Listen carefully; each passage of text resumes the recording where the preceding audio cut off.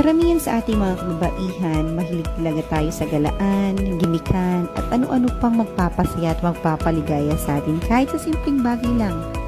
Masyado tayong masentimental kumbaga.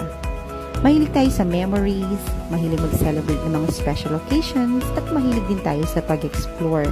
Lalo na kung single ka at wala ka pang sariling pamilya, gusto mo enjoy life, ganun. Kaya hindi na ako nagtataka bakit sa cartoon na Dora the Explorer, si Dora ang main character kasi babae siya. Si Diego palagay ko niyaya na lang yan ni Dora. Pero sa character na to, si Dora pa rin naman ang main at siyang pasimuno ng galaan. Opinion ko lang naman yun. Pero mag-iiba na lang talaga ang sitwasyon pag nagkaroon ka na ng sariling pamilya at lalo na kung independent kayo. Meaning, walang mother-in-law or walang magulang, walang mga kapatid mo na tito at tita niya na pwede po siyang pag-iwanan in times na gusto niyong mag-date o lumabas mag-asawa, to have moments together, mag-explore. Yung mga ganon, medyo conflict na tayo pag ganyan. Pero, minsan hindi mo rin naman maiiwasan na isa sa inyong mag-asawa ay talagang busy.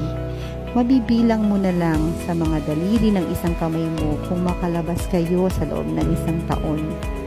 Tapos, madalian pa yung pagde-date nyo. Yung parang mga nakaw na sandali na lang, ganun. Kaya nga sa mga ganitong pagkakataon na makalabas kayong buo ng pamilya mo, kasama ang anak mo, asawa mo, yun ay napaka-priceless treasure talaga. Yung kahit hindi mo na kailangan gumastos ng malaki para lang i-enjoy nyo yung moment. Makita mo lang na masaya ang anak mo. Tapos sasabihin niya pa sa'yo, Mami, I'm happy. Daddy, I'm happy. O diba, sobrang nakaka-affect talaga ng puso. Hindi mo mabibili sa anumang halaga ang bawat ngiti at bawat tawa niya. Kaya kung pwede lang, maibigay mo sa kanya araw-araw yung ganitong klase ng saya.